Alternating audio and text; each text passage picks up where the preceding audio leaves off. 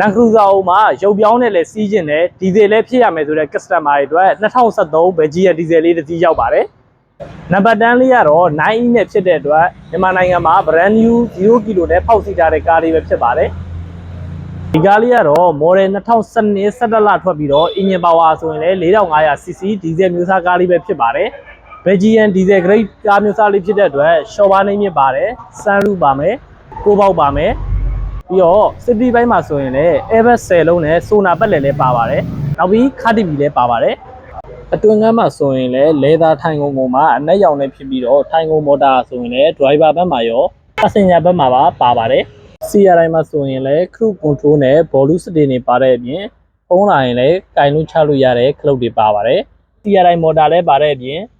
parking sensor နဲ့ range ချော်မှုကိုထိန်းပေးတဲ့ cloud အပြင် CRI အပူပေးတဲ့ cloud တွေလည်းပါပါတယ်နောက်ပြီးတော့ 4wheel cloud လည်းပါပါတယ် SIM memory cloud တွေလည်းပါပါတယ်နောက်ပြီးတော့ထိုင်ကုန်အပူအေးပေးတဲ့ cloud တွေလည်းပါပါတယ် view camera လည်းပါပါတယ်9ယောက်စီခုံ3တန်းကားမျိုးသားဖြစ်ပြီးတော့ round aircon လည်းပါတဲ့အပြင် aircon ကိုလည်းနောက်ကနေစိတ်ကြိုက် adjust ပြုလုပ်လို့ရပါတယ်အခုကျွန်တော်ပြသပေးတဲ့ Belgian diesel လေးကိုစိတ်ဝင်စားလို့လာရောက်ကြည့်ရှုခြင်းနဲ့ဆိုရင်တော့မန္တလေးမြို့လမ်း60လမ်း40တောက်မှာရှိတဲ့ကင်မရာသာကားရှိုးလုံးမှာလာရောက်ကြည့်ရှုနိုင်ပါတယ်အသေးစိတ်ဆက်သွယ်မေးမြန်းခြင်းနဲ့ဆိုရင်တော့အထက်ပါဖုန်းနံပါတ်များကိုလည်းဆက်သွယ်မေးမြန်းလို့ရပါတယ်